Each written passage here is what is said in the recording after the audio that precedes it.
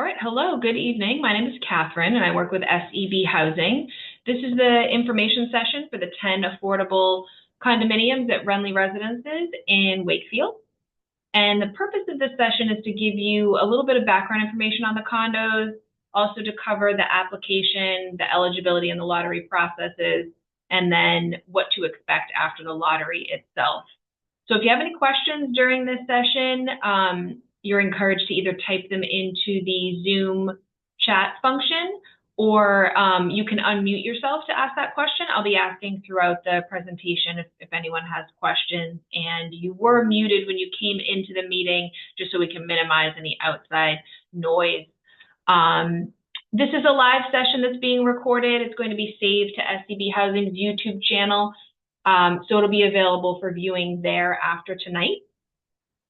And if you have any questions after tonight, if you don't think of anything to ask, but then you want to get in touch with us after the fact with additional questions, you can contact us at info@sebhousing.com, or you can call the 617 number here on your screen.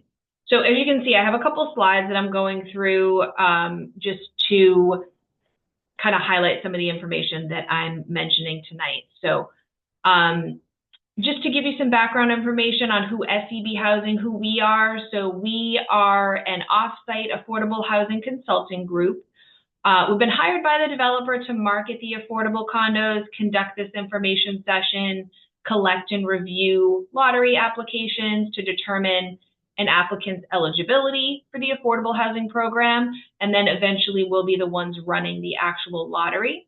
So we're not a part of the sales team for Wrenly. We haven't seen the units in person, but in the initial phases of this eligibility process and the marketing process, we're going to be your main point of contact rather than the sales team.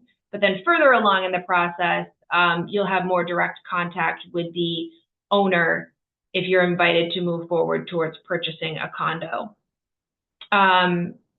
There's two kind of broad steps in the process. The first is to apply for the affordable housing program. Again, you'll be in touch with SEB Housing during that process. We can answer any questions you have, and we'll do a preliminary review of your application and determine your eligibility for the lottery. If you're eligible and are entered into the lottery, you'll be given a position on one of the waiting lists.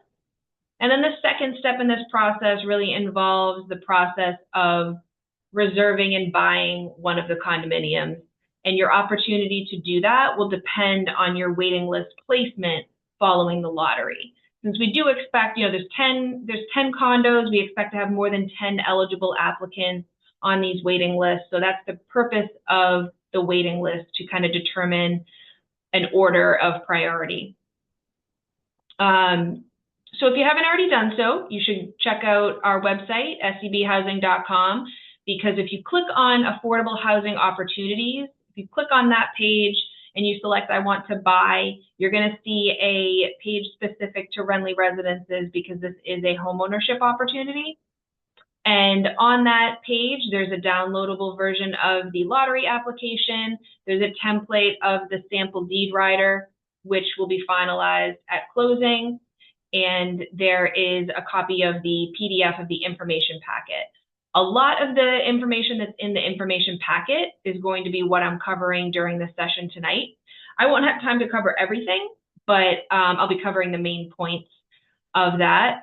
Even if you attend this session, it's recommended that you go ahead and take a look at that info packet, because there's a lot of useful information in there that might be something that's applicable to you.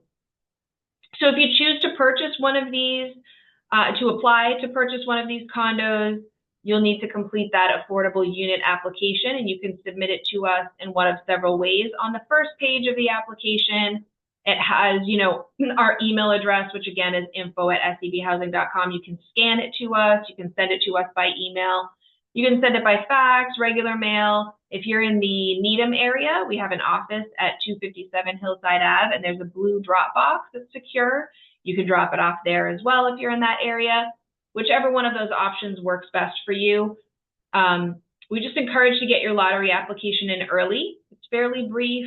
You don't have to submit supporting income documentation at this point, but you do need to submit a mortgage pre-approval with your application, which I'll cover a little bit more in a few moments. So again, you don't need supporting income documentation. That will come later if you're invited to move forward to the next step in the process. But you do need that mortgage pre-approval to apply. Applications are due by March 17th at 2 p.m. So applications have to be either delivered or postmarked by that date in order to be considered for the lottery. And I want to mention too that you don't need to be a Wakefield resident to apply for this lottery. However, households who qualify for local preference will have priority on the waiting list for several of the condos. And I'll touch a little bit more on that in just a few minutes. Question here, so did you say we can email the application as well? Yep, so most people actually email it to us. So the PDF application that you see on our website, if you have a paper one, if you print it out and you scan it into us, or if you just fill out the PDF, you can send it to us as an attachment to an email. And that's usually how people submit them these days, but you can, by all means, put it in the mail and whatever's easiest for you. So these 10 condos are going to be sold at an affordable price to households with total household incomes at or below 80% of the area median income for the Wakefield, Boston area. The affordable sales price for the one-bedroom condos is $264,300. The monthly condo fee is $201. And then there are 7 two-bedroom condos. The price point is $297,500, and the monthly condo fee for those two-bedroom units is $226 per month.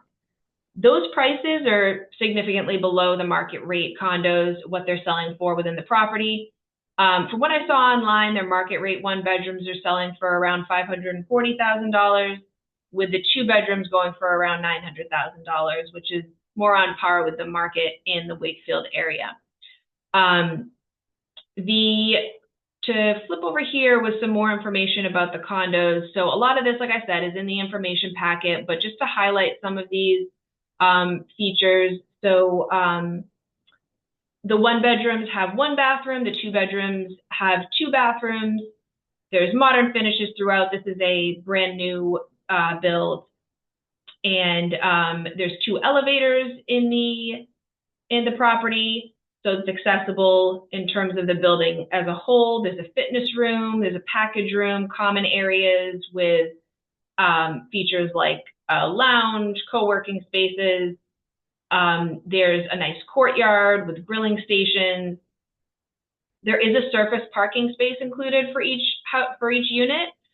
And the location is close to the Wakefield MBTA, so it's kind of in the downtown area where that commuter rail stop is.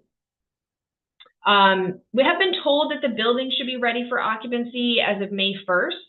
There won't be tours available until around April, and the sales team has decided that they're only going to be offering tours to applicants who have been screened and approved by SEB Housing, which is typical for condos.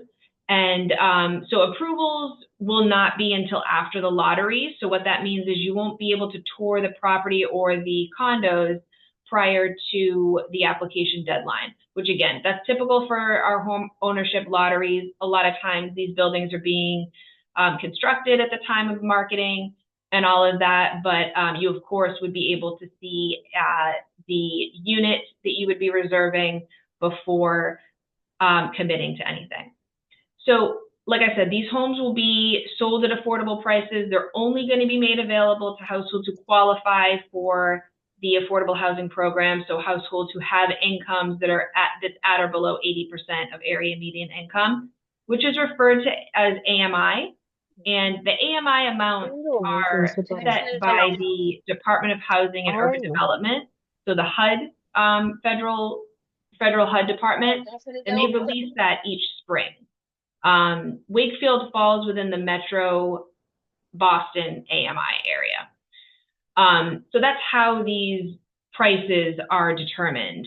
We use a calculation that the program identifies for us, and it's based off of AMI. There's also, since these are affordable units, it's going to have what's called a deed rider filed along with the deed of the property at the time of purchase. So that document, that deed rider, ensures that the homes are going to remain affordable even in the future if the first owner eventually chooses to sell. And the deed rider, just to kind of give you an idea of what that means, just a couple of points here. So the deed rider limits the amount for which you can eventually resell the property. So this opportunity isn't for you if you're looking to buy and flip a condo. If you're planning to sell within a year or two, it doesn't mean you won't be able to sell the condo for more than what you paid for it. It just means that it will need to be resold to another affordable buyer. So you might have some return on investment. You're just not going to expect the same type of appreciation that market rate homes might be seeing in the area with the prices increasing every year around here. And again, there's a formula for the resale price for affordable properties. There's an example of that on towards the end of the information packet, and the formula again for that resale price is based off of area median income. And then another thing that's in the deed rider, the condo will have to be your primary residence. So it generally can't be rented out as an investment property like an Airbnb or a Vrbo. And then finally, if you want to make capital improvements to the in the future, the monitoring agent for this affordable housing program, which is the Executive Office of Housing and Livable Communities, the state agency that oversees the affordable housing program, would need to approve of those capital improvements. These are brand new homes though. So, capital improvements such as, putting in new appliances or a kitchen or something like that, adding a new bedroom, none of that would be something that you would need to do to live there now, obviously. So it may not be applicable anytime in the near future. I think I had a couple questions here, so let me just take a look. Can you apply to both a 2-bedroom and a 1-bedroom or just one? Yep, anybody can apply to any unit size, and if you're eligible for both of them, you'll be on both waiting lists. Can you get more than one parking spot? I don't think I have information as to whether or not you could purchase another one. Usually that's how it is. One is included. If they do have additional parking, if they have more parking than there are units, which is very likely, you can probably purchase another spot, but it would be paid. Yep, pets are allowed. We have some information on that, so let me pull that up. It mentions in the information packet that they're allowed, but I don't think it goes into the amount of detail that I have here. So a unit owner can have a combination of either 2 dogs, 2 cats, or a combination of 2, but it can't be more than 2 animals per unit. And it just talks about kind of having them leashed on the property and all of that. So yep, 2 pet limit. Question, do you need to complete 2 separate applications if you apply for both a 1 and a 2? Nope, you'll notice that on, I think it's the second page of the lottery application, you would just check a box to indicate, or X a box to indicate which unit sizes you're interested in applying for, and you would just click both those boxes. So you don't need to submit 2 applications. Yep, same question there. So you can just indicate that on the 1 application that you submit. You never want to submit more than 1 application because one of them is going to be considered a duplicate, and that can lead to confusion on our end. So just make sure that you're just completing the 1 application. So I also mentioned that the mortgage pre-approval is required to be submitted along with your lottery application. And we suggest that after you review the information packet, you just take a copy or rip out page 8 of the information packet. That lists the required mortgage pre-approval standards for this housing opportunity. We suggest that everyone bring that with them to the bank or their mortgage lender to show it to them. And that's because you want to make sure that the mortgage product that the bank is offering you is going to meet the necessary standards of the affordable housing program. You also probably want to bring a copy of the deed rider, which is in their website listing as well. That's a PDF that's listed on the website with the rest of the Wrenly information. And that's because the information in the deed rider can be problematic for some lenders. There's certain loans that won't accept all the terms of the deed rider.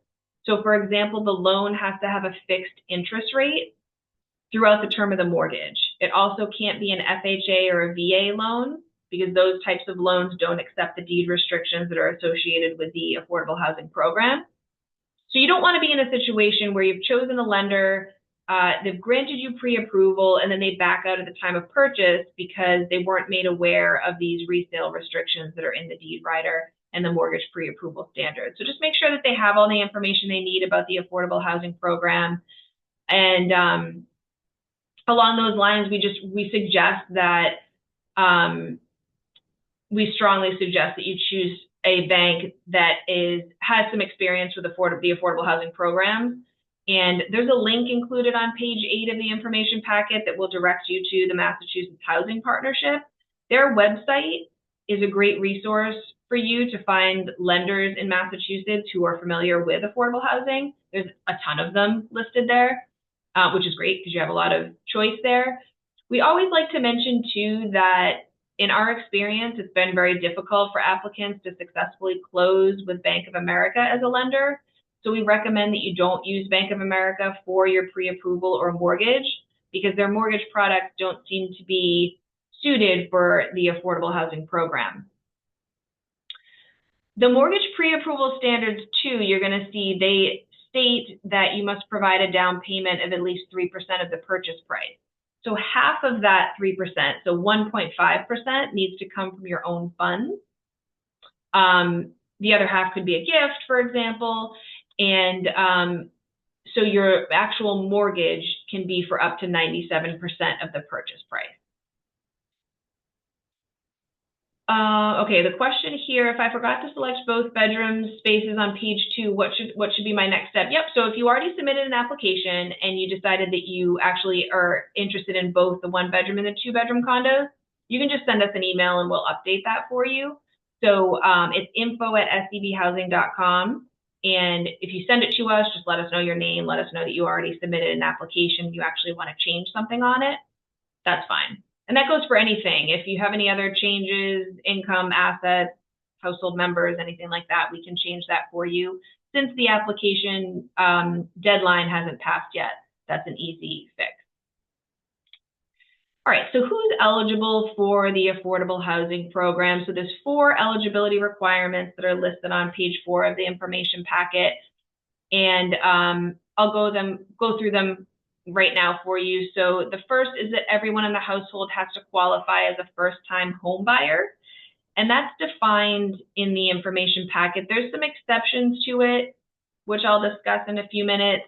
But even households who qualify for an exception to that first-time home buyer rule would need to have sold their current home prior to closing on a condo at Wrenly residences. So if you own a home now, you would need to have sold it and be off the deed by the time that you're purchasing a home at Wrenly. So I'll talk more about what a first-time home buyer means in just a few minutes in terms of how the program defines it. The second eligibility requirement, we talked about a little bit already, a household's income and assets must be below the maximum allowable income and asset limits for the program. And I'll talk a lot more about that, and you can see it on your screen right now. Households also have to be pre-approved for a mortgage. That's why you're going to have that mortgage pre-approval submitted with your lottery application. And then finally, households can't have financial interest in the development or be a related party. So if you are related to or you work for the developer who is developing these condos, if you're related to them in some way, you might not be eligible for this lottery. So just to circle back on the first eligibility criteria that I mentioned, the first-time home buyer rule, that is defined as a first-time home buyer is, for this, the terminology for this program, all household members are considered first-time home buyers if they have not, within the last 3 years, owned a home. So that includes through joint ownership. So if you were a household member or any of your household members was on the deed of a home along with, a former partner, and you are still considered to be an owner of that home. There are five exceptions listed in the information packet for the first-time home buyer rules. Three of the exceptions that come up most often I'm going to go through now. So the first is someone who's referred to as a displaced homemaker. So that's someone who hasn't worked outside of the home other than to care for the home and family recently. And that's someone who had owned a home in the past 3 years with their partner or spouse, but they no longer own that home. They're off the deed now because of a legal separation or recent divorce. The second is a single parent with joint custody of a child, or someone who's pregnant and is now being displaced because of a family breakup and they're looking for a new home to buy. And then the third exception that comes up sometimes is an age-qualified household. So this applies to household members who are 55 years of age and older, and that person is selling a home to purchase a affordable property. Again, if you qualify for any of those exceptions or if any of them sound like something that might apply to you, you do still need to sell your home before buying a condo at Wrenly Residences. That might mean a divorce might need to be finalized, so you're no longer on the deed of a home that you currently own. The second eligibility criteria, too, that I mentioned was the income and assets. Like I said, these homes are only going to be made available to households who have a total household income below that area median income, 80% of the area median income. And the maximum income limits are set by household size. So when you're figuring your approximate household income, you're going to want to make sure you're listing the total household income of everyone in the household. So when you're filling out your application, it's not just your wages, but if someone else in your household has a job, or if someone else in your household receives Social Security, unemployment, whatever it might be, all of that would need to be included. Again, you're not required to submit verification of income when you submit your lottery application. It's just the lottery application and mortgage pre-approval at this stage.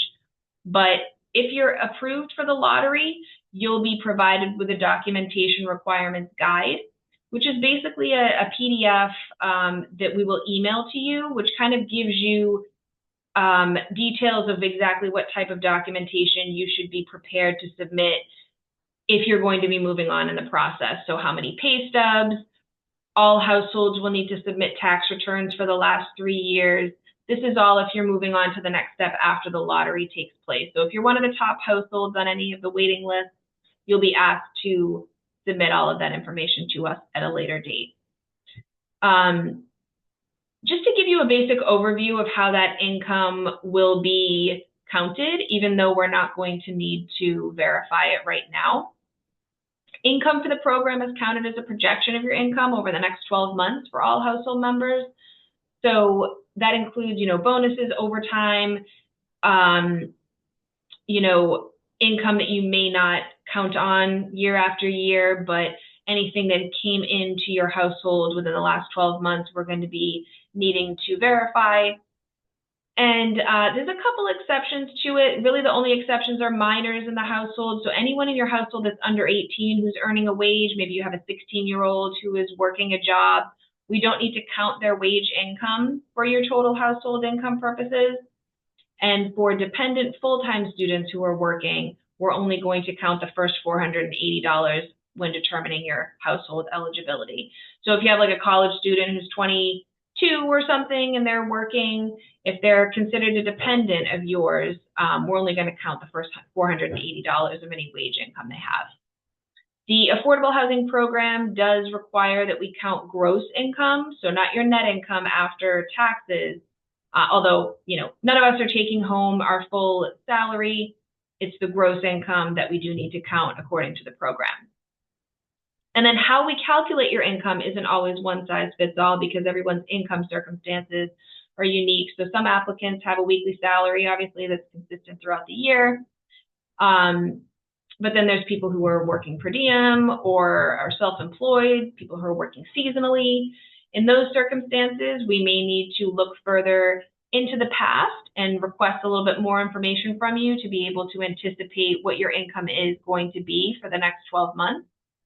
And then in general, any income that you have been making, we're going to assume that you have been, you're going to continue making it in the future.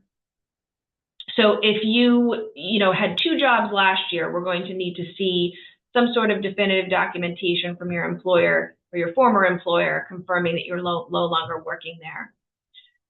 If you're self-employed, you are going to need to complete a profit and loss statement and provide supporting documentation for any expenses for your business. So keep that in mind. And when you're filling out your lottery application, just make sure that you're submitting or you're writing down all of the wage income coming into your household, and then also any Social Security, child support, workman's comp, pension, any of that sort of thing. There's no minimum household income requirements for this program.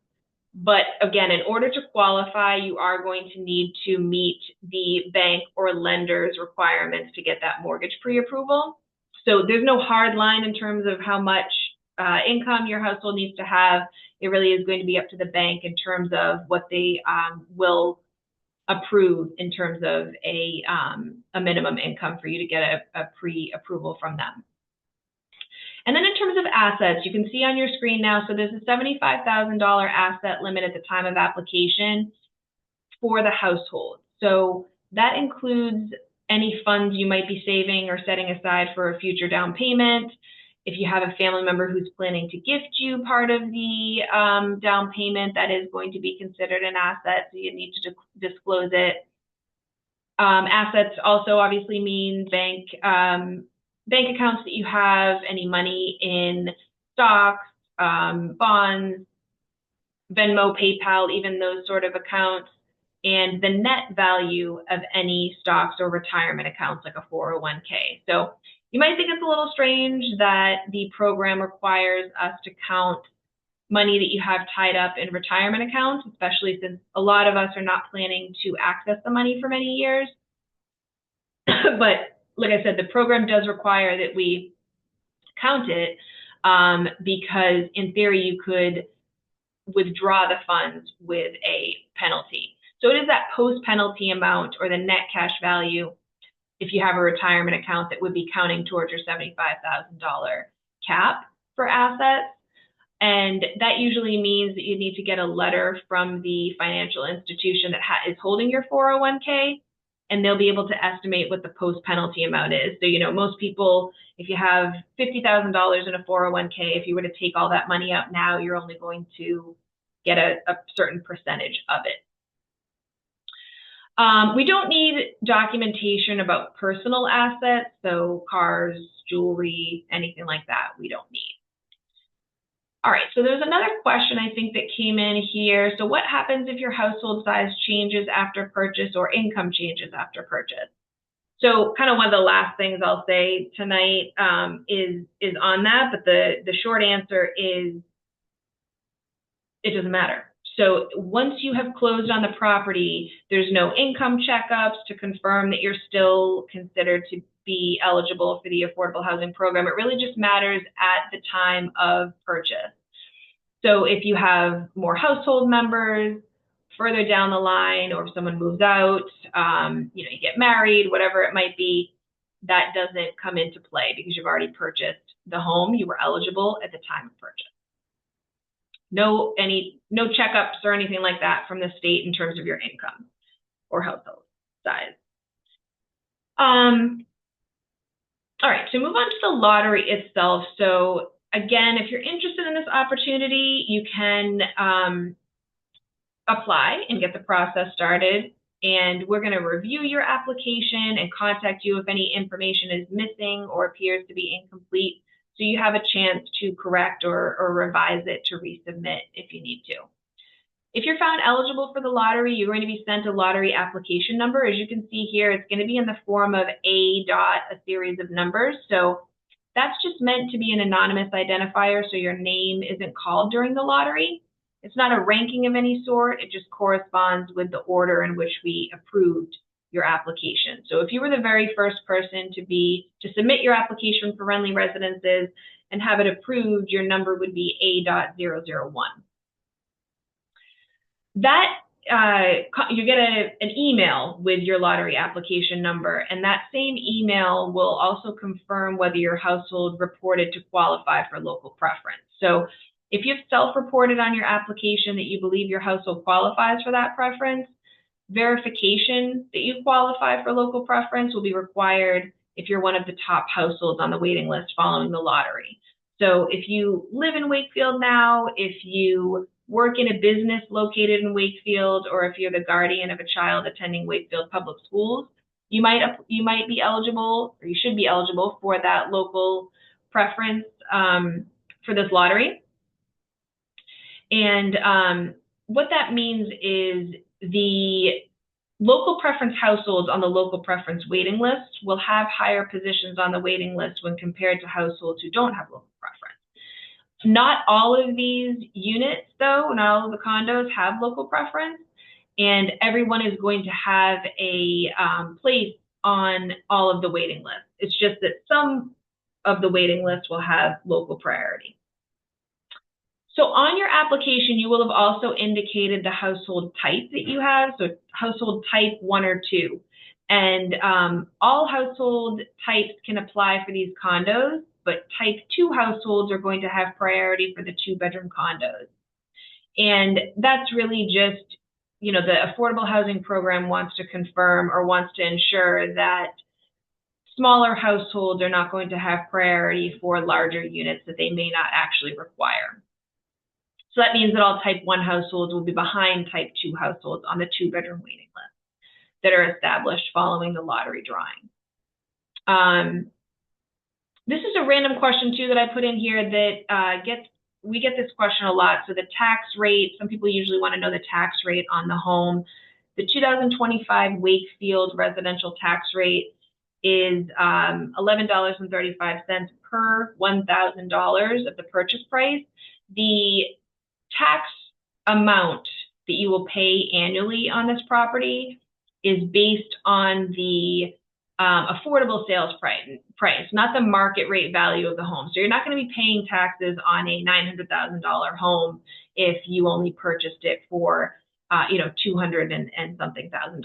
So basically, for the 1-bedroom, the estimate right now is about $3,000 a year in taxes, local taxes.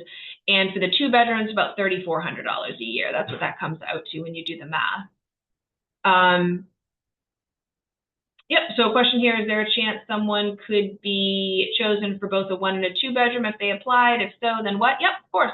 So if you get lucky and you're at the top of both a 1-bedroom and a 2-bedroom waiting list, you just need to make that decision in terms of which condo you want to move forward with. And yeah, that's just how that goes. All right, question here about local preference. I saw the local preference requires proof of name on a utility bill. I live with my guardian still, so my name is not on the utility bills, but the address on my license is Wakefield, and I went to Wakefield Public Schools when I was younger. Is that enough proof? My colleagues know a lot more about in terms of what we require for local preference further down the line. I suspect that there will be something that you'll be able to provide in terms of confirming that you currently live in the town. In terms of you having attended Wakefield Public Schools in the past, that wouldn't be something we're looking for, but there will be something I'm sure that you can provide, whether it be a notarized letter from the person you're living with, and so on. What's the turnaround time? This is a direct message. What's the turnaround time from submittal of application to notification of chosen the lottery? So everyone is going to have everyone's lottery application number is going to be drawn in the lottery, which isn't taking place until April 3rd. So the application deadline is March 17th. And then, so if you apply now or if you apply on March 17th, everyone is going to learn their waiting list placement after the lottery on April 3rd. I'll get into how you'll find out the results of the lottery drawing, but everyone will know the results, which is basically the waiting list and the order of priority on the waiting list on April 3rd. Because right after the lottery is drawn, I work on generating those waiting lists to send out to you. So like I said, the lottery deadline, the lottery application deadline is March 17th, and the lottery itself will be held virtually just like this information session. So it's going to be via Zoom at 6 p.m. and the waiting lists are created shortly after the lottery. The top households will be invited from each waiting list, will be invited by SEB Housing to move forward to reserve the unit, to secure their mortgage, and to purchase the property. So there'll be a screen share when I do the lottery drawing, and every lottery application will be drawn during that lottery drawing. It's not just, some people think there's 10 units, there's going to be 10 numbers drawn, but that's not how the affordable housing lotteries work, because we are giving a order of priority to everyone who applied. Usually it's not the top 10 households or top 10 applicants actually purchase 10 units. Usually you need to kind of move down the list a little bit to confirm everyone's eligible, to, there's going to be some people applying who maybe decide they're no longer interested, that sort of thing. So everyone will have a placement on these waiting lists that applied. So if you're watching the night of the lottery, sometimes it's hard to tell what your placement in the drawing actually means, and that's because all household types are mixed in with one another. So after we sort the results and send out the waiting list, it's a lot more clear as to where you will fall and what your chances are to be able to purchase one of the properties. So for example, if a type 1 household is drawn first in the lottery for a 2-bedroom unit, they're still going to be behind all of the type 2 households when that waiting list is established. Also, like I said, there could be households who were entered into the lottery that might be found ineligible or may ultimately decide not to purchase one of the condos. So if your number is drawn further in the lottery, maybe you're 4th, 5th, 6th, even 12th or so on the waiting list, you shouldn't lose hope at being able to move forward in the process. You might still have the opportunity to move forward if people ahead of you on the waiting list have dropped off. And again, those waiting lists should be sent to you usually that night or the following morning. And when you're reviewing that email, the waiting lists are going to be attached. You're going to find your lottery application number and see where you fall on the waiting list. If you applied for both a 1-bedroom and a 2-bedroom, you'll see that your name is on both lists. And if you're one of the top households, we're going to send you that invitation to move forward and provide all of the income, asset, and tax documentation to confirm what you had self-reported on your lottery application. And hopefully by that point, you've been able to look at the documentation requirements guide to gather the information that was spelled out in there. So, 3 years of tax returns, pay stubs, bank statements, that sort of thing. You'll have about a week or so to provide that requested information. But keep in mind that there's a lot of information that's required. So most applicants do not submit a 100% complete package to us on the first try, both because, like I said, it's a lot of information, but also because sometimes you submit everything that was requested, but then we have follow-up questions for you on, bank deposits or, items in your paycheck or whatever it might be. So we just encourage you to get that information in, and we can work with you to make sure that we get a complete application from you. All right, couple questions here. So, yep, so someone said I'm 8 weeks pregnant. Should I include the baby in the application as a third person? Yes, you should include the baby on your application, and my colleague who's reviewing the application will be able to let you know if we need any further information like later on, or if there's anything else you need to change on that. Can you explain the interest income under the income table? Sure. Are you talking about it in the information packet or on these slides? How many units will be in the lottery in total? So there's 10. Yep, thank you for that. 3 one-bedrooms, 7 two-bedrooms. How many applications on average do you expect to apply? I can tell you right now we have 10 that have been approved for the lottery, and then I think there was another 2 or 3 that were pending review. It's hard to say. Usually we have a couple dozen at least for condos. Sure, on the application. Yep, let me pull up the application now. And I believe what you're referring to is, I'm going to pull it up so you can see it on the screen, is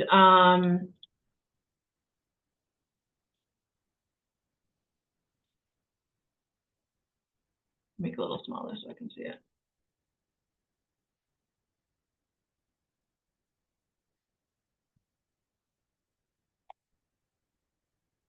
Right here.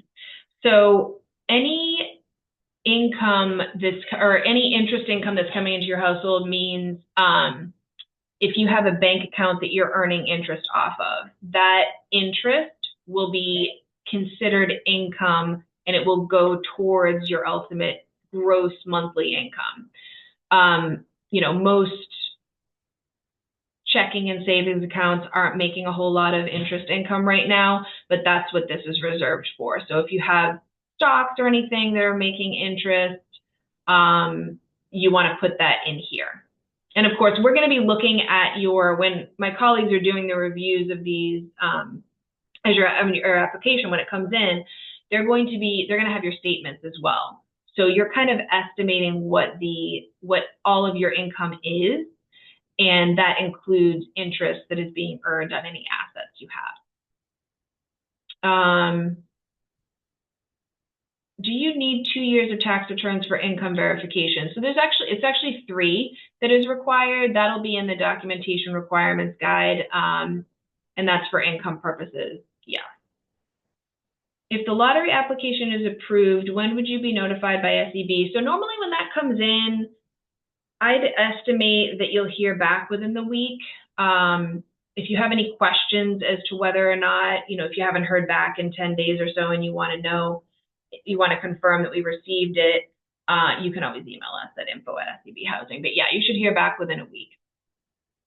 And that, again, that will be in the form of an email that comes with your lottery application number, confirming whether or not you're a type 1 or type 2 household, confirming how many or what the unit size was that you applied for, and all of that. All right, so after the lottery, if you're ultimately found eligible by SEB Housing, so we've confirmed your income, we've done all of the steps, and we think that you're eligible for the Affordable Housing Program, our next step is to send your file to the State Department that oversees the Affordable Housing Program. So that's, again, the Executive Offices of Housing and Livable Communities, so EOHLC. That was formerly DHCD, if you were familiar with them before. So they then do a file review and give us the green light, hopefully, to confirm your eligibility, and we can move forward in the process further. And then once EOHLC has approved your application, the process becomes similar to the steps that you would be taking if you were purchasing a market rate home. So this is the point in the process. If you've been approved by both SEB Housing and EOHLC, we always say at this point that could be the point where you decide to hire an attorney to assist you in navigating through the process. So that's perfectly acceptable on the program and likely a smart thing to do, because obviously purchasing a home is a big decision. You want to make sure you understand the process and you're well represented during all of this. So once EOHLC has approved your application, you'll be put in touch with the owner, the developer of the unit, to be able to schedule a time to tour the condo if you haven't already and complete their reservation agreement. So in order to reserve a home, there's a $500 refundable deposit that's required when you reserve the home. After reserving the home, you have about 10 business days to sign a purchase and sale agreement, which is the next step in the home buying process. And at that point, during the purchase and sale signature, you will be required to submitted deposit of 1.5% of the sales price. That's minus that $500 that you had already paid when you reserved the unit.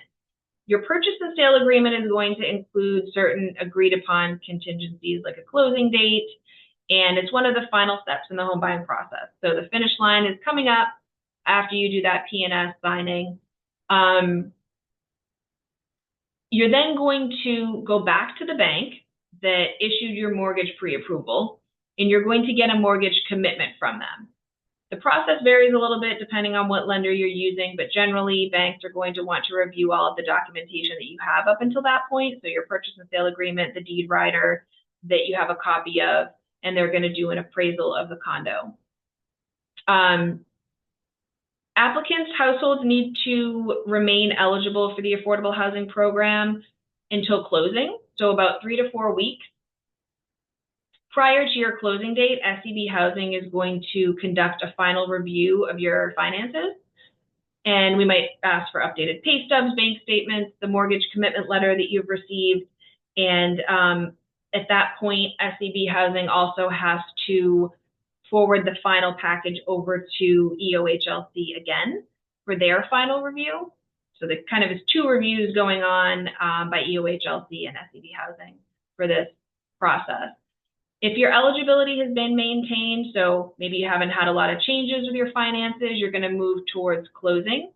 Once you've closed on the condo, you can set that move-in date. There's not going to be any future income or asset eligibility reviews.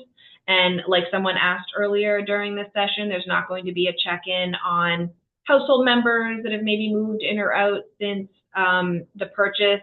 If you a year or 2 or whatever, 10 years from now, have a change, none of that is applicable in terms of your ability to continue living there. So that about covers what I wanted to get through from the information packet. And a couple questions here. Yep, if you're reviewing the application and you let us know there's any issues beforehand, how do we get any feedback? Yep, so if you, sorry, I was just reading something else there. So if you submit your lottery application and there's anything that is like any information that's missing, or if we need more information from you, something maybe wasn't clear on the application, you will get an email or a call from SEB Housing as we're reviewing it. And if you get a denial from us and you're not sure why or you don't understand, please let us know. That is something that we want to make sure that everybody understands. And a reason for a denial, for example, might be that you're under income. You might be issued an incomplete notice if you submitted your application but didn't submit the mortgage pre-approval. That kind of happens sometimes. So you'll hear from us. Once we submit all income documentation after you have been chosen for the lottery. Yep, so you don't need to submit anything with your lottery application other than the mortgage pre-approval. Your income information to confirm what you self-reported on your lottery application you don't need to send that in to us until you're moving forward to the next step in the process. So that would be the lottery has been held and the waiting lists were established based on the drawing. And if you're one of the top households on one of those waiting lists, you'll get a notice from SEB Housing saying, congratulations, you're moving forward in this process, you're number 2 on the waiting list, and now we're requesting all of your income, asset, tax documentation. So you don't have to worry about that until at least April, because the lottery is April 3rd. So that would mean we'll be sending out those notices by the end of that week, maybe just a few days after April 3rd, but still a little ways to go till then.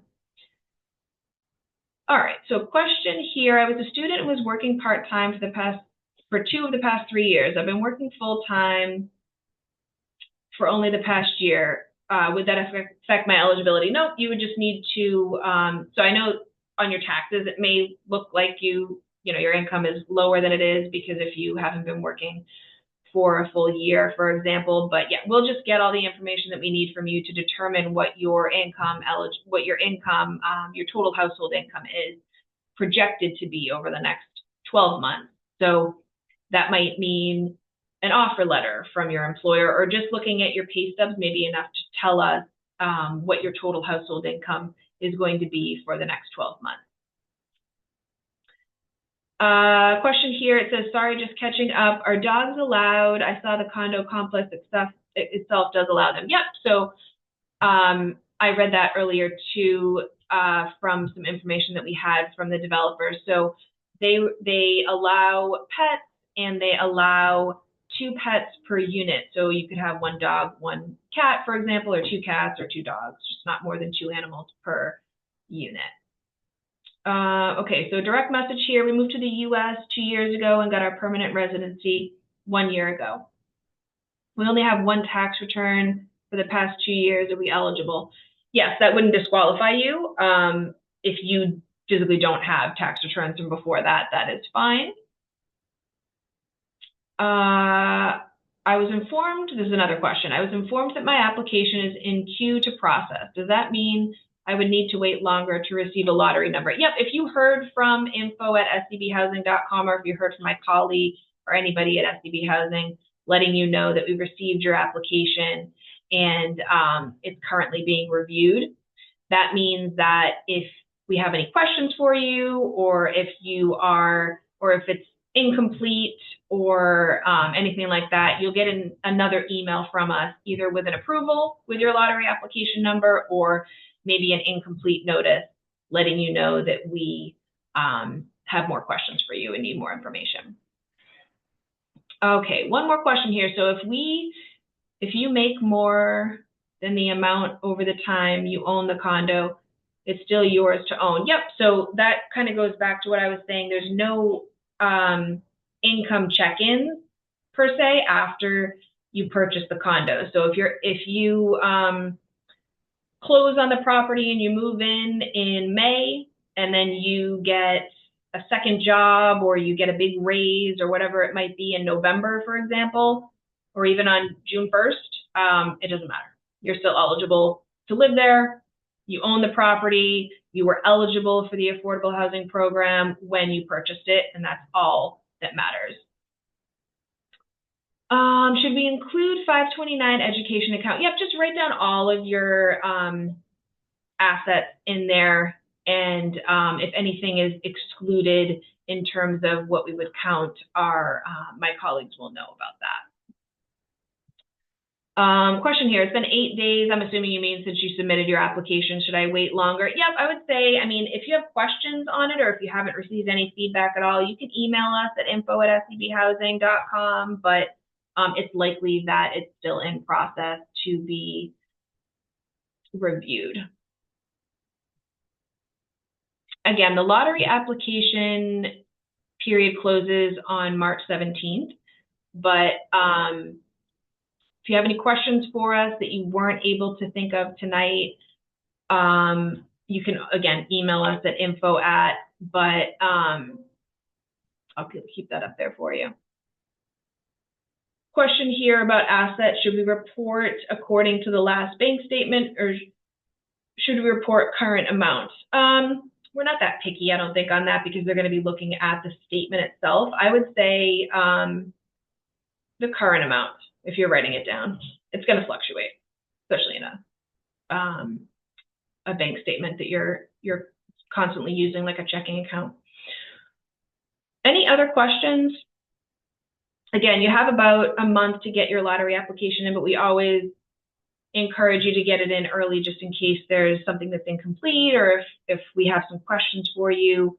And then you will receive an email from us with your lottery application number if you're approved for the lottery. And then the lottery itself will be held on April 3rd, and you'll know a lot more after that if you are one of the top households on the waiting list, and we'll go from there and move through the process. Any other questions? I'll put the first slide up again just so you can see kind of the gist of it. But yeah, again, happy to answer any questions after tonight if you think of them as well. All right, we look forward to getting your application, and I appreciate all your attendance and your questions tonight. And again, we're free for any questions, so we look forward to hearing from you. Have a good night, everyone. Thanks. Good night.